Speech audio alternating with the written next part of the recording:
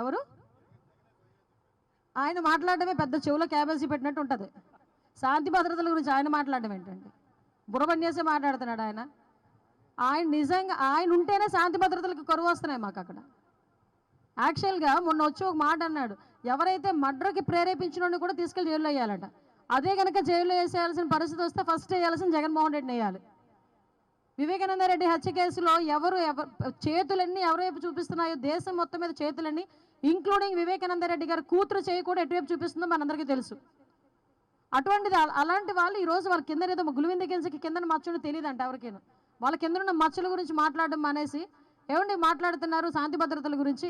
ఇదే రాజమండ్రిలో దిశ police station opening రోజు ఒక అమ్మాయిని గ్యాంగ్ రేప్ జరిగి అదే రోజు సాయంత్రం తీసుకొచ్చి ఆటోలో వదిలేసి వెళ్ళిపోయిన సంఘటన మీరు ఎవరైనా మర్చిపోయారా? ఇక్కడ ఉన్న రాజమండ్రి ప్రెస్ ఎవరైనా మర్చిపోయారా?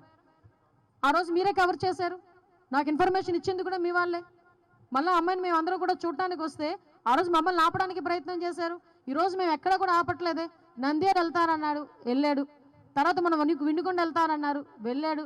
వాళ్ళ ఎమ్మెల్యే ఈవీఎం బాక్సులు పగలగొట్టిన ఎమ్మెల్యేని చూడటానికి వెళ్తాను అన్నాడు, వెళ్ళాడు. మేము ఎక్కడ కూడా ఫోర్స్ పెట్టట్లేదు, ఎక్కడా కూడా మిమ్మల్ని ఆపే ప్రయత్నం కూడా చేయట్లేదు. ప్రజాస్వామ్యబద్ధంగా మీరు ఎక్కడికైనా వెళ్తానంటే వెళ్ళండి అని చెప్తున్నాం. అక్కడికి వెళ్ళి వాళ్ళు డిబేట్ అవుతున్నారు అంతే. మొన్న వెళ్ళాడు అక్కడ మన నంద్యాల వెళ్ళారు.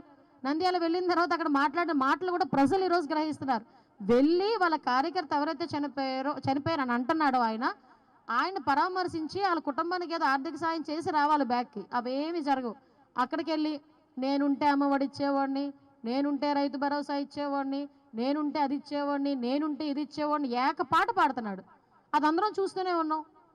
అంటే సందర్భాన్ని బట్టి కూడా మాట్లాడడం చేతకాక ఏది పడితే అది మాట్లాడే పరిస్థితిలో ఈరోజు పులివెందుల ఎమ్మెల్యే గారు జగన్మోహన్ రెడ్డి గారు ఉన్నారండి. అది ఆయన నైజం అంతే. ఆయన భద్రత ఎక్కడ కుదించాం? మీరు నేను వెళ్దాం పదండి ఒకసారి. ఆయనకి ఎంత భద్రత ఇచ్చామో మేము చెప్తాం. ఎక్స్ సీఎంగా ఆయనకి ఇవ్వాల్సిన Z+ సెక్యూరిటీ ఆయనకి ఇచ్చాం. ఎక్కడక్కడ ఆయన కావాలని 980 మందిని పెట్టదామంటే 980 మంది అంటే ఒక గ్రామంలో ఓటర్లు అండి. 980 మంది పోలీసుల్ని ఈరోజు దగ్గర స్కార్సిటీయే దగ్గర 20,000 మంది పోలీసులు ఈరోజు స్కార్సిటీ ఉంది మాకు. అందులో 980 మందిని ఒక క్యాండిడేట్కి మేము రక్షణకు పంపించాలి. దేనికి రక్షణ? ఈరోజు ఆయన దేనికి భయపడుతున్నాడు అంటే నాకు ఎక్కడో చిన్న డౌట్ కొడుతుంది. ఏంటంటే ఈయన అప్పుడు పోలీసులను అడ్డం పెట్టుకొని పరదాలు కట్టుకొని చెట్లు నరికించేసుకొని ఆ భద్రతా వలయంలో తిరగడం అలవాటు అయిపోయింది. ఈరోజు నిజంగా కనుక బయటకు వస్తే ప్రజలు ఏమైనా తంతారని భయపడుతున్నాడా జగన్మోహన్ రెడ్డి? అందుకే 980 మందిని సెక్యూరిటీ అడుగుతున్నాడు. ఈరోజు దేనికి అడగాలి 980 మందిని సెక్యూరిటీ? నేనేమంటానంటే as per rule, as per norms ఒక ఎక్స్ సీఎంకి ఇవ్వాల్సిన సెక్యూరిటీని ఇచ్చాం. బుల్లెట్ ప్రూఫ్ వాహనాలు ఇస్తున్నాం. ఇప్పుడు ఈ రోజుకి కూడా చంద్రబాబు నాయుడు గారు హైదరాబాద్ వెళ్తే సఫారీయే ఇస్తారు బుల్లెట్ ప్రూఫ్. కావాల్సిన డిపార్ట్మెంట్ వాళ్ళు ఉన్నారు ఇక్కడ, అడగండి మీరు. అదే అందుకే ఫార్చునర్ కానీ సఫారీ కానీ ఏదో ఒకటి ఇస్తారు అక్కడ. ఆయన దగ్గర సంథింగ్ ఇంకొకటి ఏదో ఒక 2 వెహికల్స్ ఉన్నాయి బుల్లెట్ ప్రూఫ్ వెహికల్స్. సో ఓవరాల్గా చెప్పాలంటే ఆయన భద్రతను ఎక్కడా కూడా ఎవ్వరూ తగ్గించలే. ఆయన ఫీల్ అయిపోతున్నాడు. చుట్టూ కనిపించకపోయేసరికి, పోలీసులు కనిపించకపోయేసరికి ఆయన ఫీల్ అవుతున్నాడు అలా అంతే.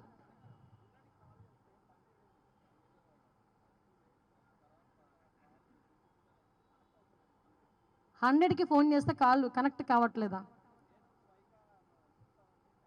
ఎప్పుడండి? ఒకసారి మా వాళ్ళ టెక్నికల్ టీం పెట్టి నేను ఒకసారి చెక్ చేయిస్తానండి. ఎట్టి పరిస్థితుల్లో నా జరగకుండా ఉండదు. ఎక్కడైనా టెక్నికల్ ఇష్యూస్ ఏదైనా వచ్చినాయేమో ఒకసారి నేను చెక్ చేయిస్తాను. ఒకసారి అదేనండి, టెక్నికల్గా ఏదైనా ఇష్యూ ఉందేమో డెఫినెట్గా చేయిస్తాం.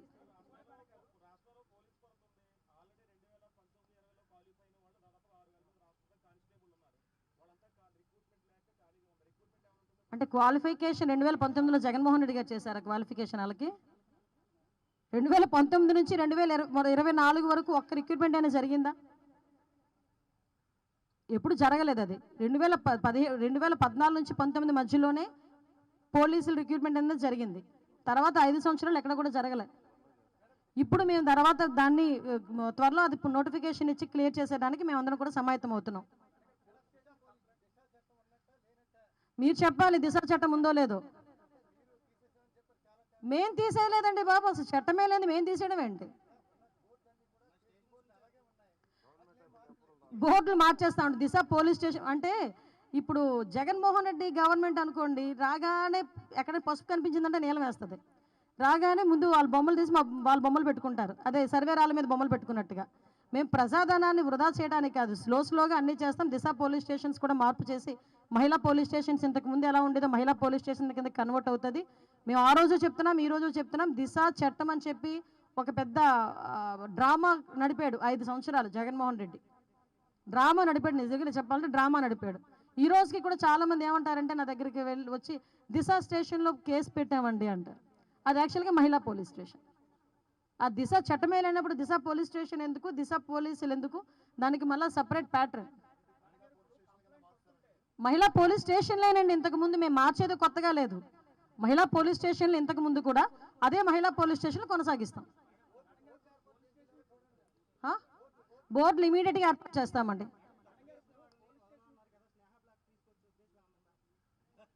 చట్టం తన పని తను చేసుకుపోతుంది, దాని గురించి మనందరం కూడా వెయిట్ చేయాలంతే.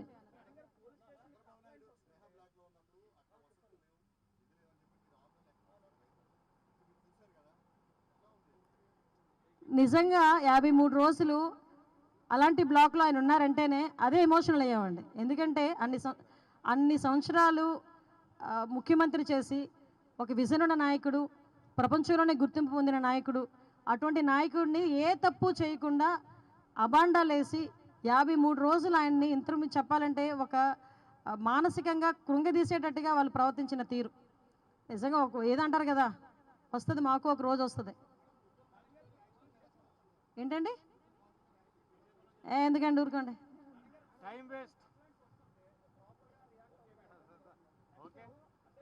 అమ్మ కంప్లైంట్లు వచ్చినా ప్రాపర్గా రియాక్ట్ అవుతారు. ఆల్రెడీ మీకు ఒక విషయం చెప్పి నేను ముగిస్తాను. ఇంతవరకు పోలీస్ సిస్టమ్ వేరు, ఇప్పుడు పోలీస్ సిస్టమ్ వేరు. ఇంతవరకు పోలీస్ సిస్టంలో మీరు అనుకున్నట్టు వాళ్ళు ఫ్రెండ్లీ పోలీసింగ్ అని ఉండేది కాదు. కానీ ఇప్పుడు ఈ 2 months నుంచి మీరు పోలీసులను అబ్జర్వ్ చేయండి.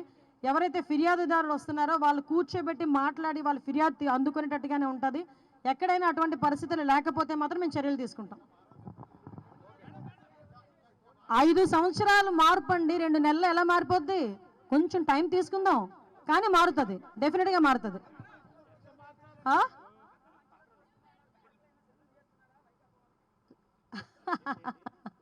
మాకు అంటే మంచి రోజులు బ్యారక్ సిద్ధం చేస్తే వాళ్ళకి మంచి రోజులు ఎలా అవుతాయండి? బ్యారక్ అలాగే ఉండాలి, తప్పు చేసిన వాడు లోపలికి వెళ్ళాలి.